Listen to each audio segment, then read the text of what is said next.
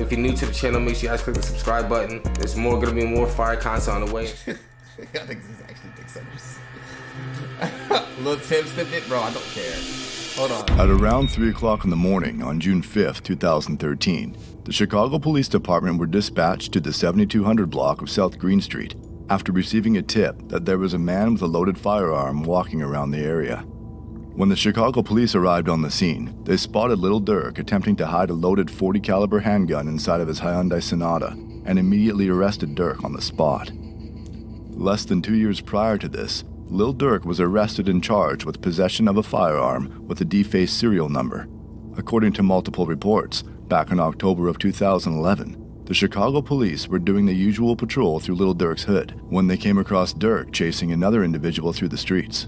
When the cops began to intervene, Durk darted into a nearby alleyway and tossed a loaded nickel semi-automatic handgun underneath a car.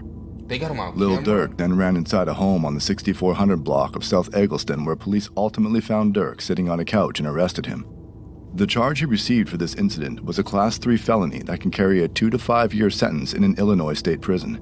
Since this was Lil Durk's first offense, Durk was able to plead guilty to a reduced charge of aggravated, unauthorized use of a weapon and was sentenced to 1 year in jail. Durk served 87 days of that sentence until he was released on parole on July 27, 2012, with his parole ending on July 27, 2013. I ain't gonna lie, if they caught him tossing a gun, that means that, and it has no serial number on it, I don't want to sound like a fed chat, but it sounds like the nigga just came off of murder, nigga. I ain't gonna lie to you. Like, yo, chat, like, keep it 100, bro. Like, yo, chat. You feel me? That during his second arrest on June 5th, 2013, Lil Durk was already out on parole for a previous felony weapons charge.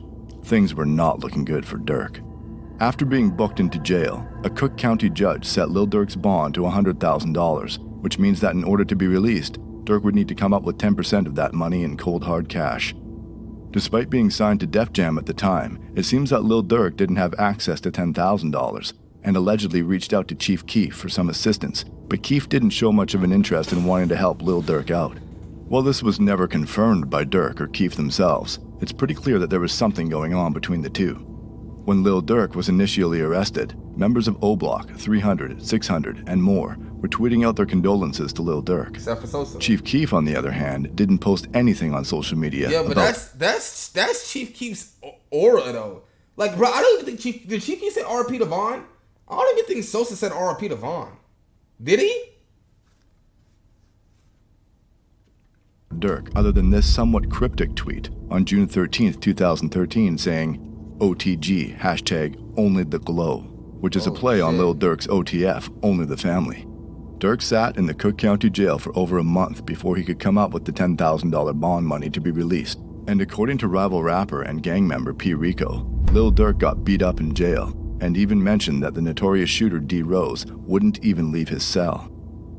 Once home free, Durk took to Twitter and tweeted the infamous lyrics to Chief Keef's First Day Out, further hinting at the fact that Keef didn't bother to help him get out of jail. Days later, Chief Keef would once again tweet OTG. Lil Durk would then proceed to go on somewhat of a rant on Twitter, starting out with shouting out Lil Reese and Fredo Santana for keeping it real with him. Then goes on to say that Chief Keef would have been killed if it wasn't for his affiliation with 300. Durk then states that he's better off beefing with the opposition and seems to banish Chief Keef from the block by saying, "Where are you gonna spend it at? Because you can't come around here with it." 10 minutes later, Lil Durk continues his rant by saying, "All the money but can't go get D-Rose? Laugh out loud. Bad enough I ain't gonna lie, D-Rose still ain't free. He's on your ass already." He then tweets, "If you're squad, why didn't you get T-Slick or D-Rose? You got a bigger deal, right?" And then ends his rant with, "Warning, I'm not Soulja Boy. This shit can get ugly."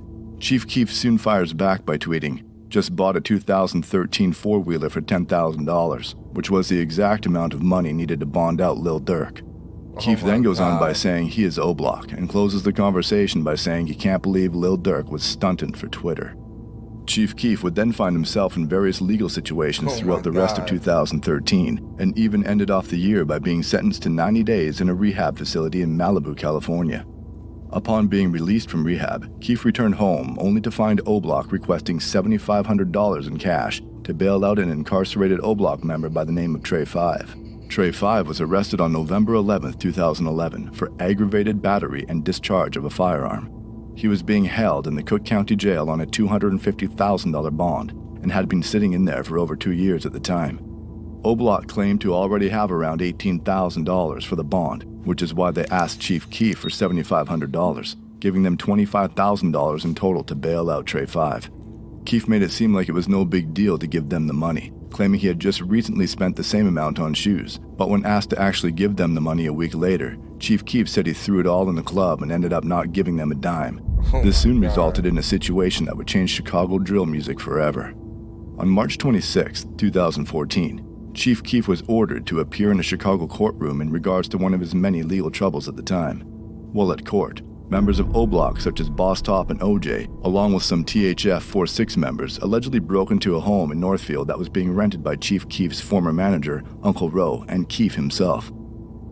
The group was armed and allegedly went through the entire house, stealing a wide variety of designer clothes, bags, and shoes. Jeez. It was also So reported his own niggas robbed them. Now I see why Sosa don't really care.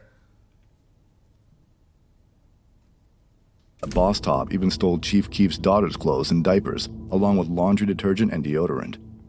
While this was taking place, one of the people inside the house, rumored to be Brandon Zerer, aka Twin City CEO, based off these tweets, called 911 and reported that there was an armed robbery at the home. Then, moments later, Chief Keef returned home from court where Boss Top would allegedly snatch Chief Keef's iconic Johnny Dang piece off his neck, while O-Block OJ would reportedly snatch GBE Capo's Jesus piece. This would escalate the situation to an entirely different level when a 33-year-old man and associate of Chief Keef by the name of Terrence Smith was unfortunately shot during this altercation. After the shots were fired, the group allegedly stole Chief Keef's silver 2000. Wait, who was shot, chat? Year-old man and associate of Chief Keef by the name of Terrence Smith was unfortunately shot during this altercation. Damn. After the shots were fired, the group allegedly stole Chief Keef's silver 2010 Jeep Grand Cherokee and fled the scene. Chief Keef and the other Glow Gang members inside the house then rushed Terrence Smith to the hospital, where it was determined he would luckily survive his injuries. When questioned by authorities, nobody said a word, which resulted in no arrests being made, but officers in the Gang Enforcement Division released a document stating that the Black Disciples are having an internal conflict and listed 3 photos of the persons of interest in the situation, with one of the people being Tyree Davis, aka Boss Top. The official document stated, officers assigned the Gang Enforcement Division have received information that an internal conflict has arisen among members of the Black Disciples. On March 26, 2014, there was an attempted murder and home invasion in Northfield, Illinois, in which Black disciple Keith Cozart, aka Chief Keef's associate Terrence Smith, was shot. This incident is believed to be related to the internal conflict. A silver 2010 Jeep Grand Cherokee belonging to Cozart was reportedly stolen during the above incident. A possible offending vehicle is a gold or silver minivan, unknown make or model, with Tennessee license plates. The following factions of Black Disciples may experience internal discord: O-Block, Lamron, and Brick City 600. Chief Keef didn't say much publicly about the robbery until 3 months later when he released a series of tweets stating, "I clothed you, B, put money in your lint ball pockets. I tried to glow you up. See, it worked. You don't look dirty no more. I'm nothing like these guys, but we look alike. Way higher form and fashion, and I'm loyal. I was giving Lil Dirty folks clothes. And money. I'm talking hundreds. Get them ones up out of here. Folks, they stole KK clothes out of her room. Detergent, deodorant, and all on Bloods. They stretched that all right. Monclairs, earrings, Robins, Trues, Gucci bags, Pellies, Louis Vuitton coats. I can go on and on. But when I found out, I bought it again." And then ends the discussion with, "I gave you the glow so you can eat, not try to compete. Lil Dirty GD, folks." Chief Keef would also later call out Boss Top by his real name by tweeting, "Tyree Davis stole this too," with an Instagram link to a now deleted photo. Keef would later do the same thing to his former go-to producer Young Chop by tweeting out, "Old stuff Tyree Pittman stole while I was in court one day," with another Instagram link to a now deleted photo. Shortly after this revealing Twitter rant, Lil Durk and THF Basie would post a video to social media taunting Chief Keef and GBE Capo by wearing Capo's stolen chain, while posted up in front of a TV playing Chief Keef's "Close That Door" music video. At the end of the video, you can even see Lil Durk pointing to Chief Keef's chain on the TV and saying, "We got that too." A few weeks later, Chief Keef moved to Los Angeles, California, and hasn't returned back to Chicago, ever since he was betrayed by those he once called family. Shit. Trig, see you to 14 months. Damn,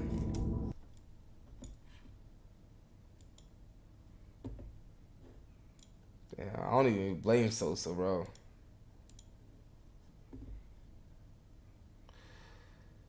Smart. I don't even blame Sosa, bro. Bobby Smurder.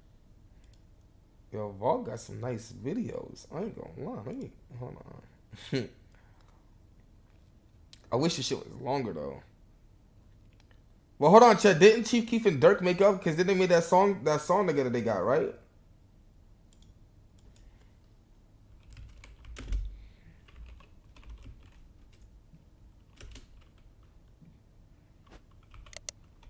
Yeah, Decline. I think Young Chop put that together. I don't think that was an official record.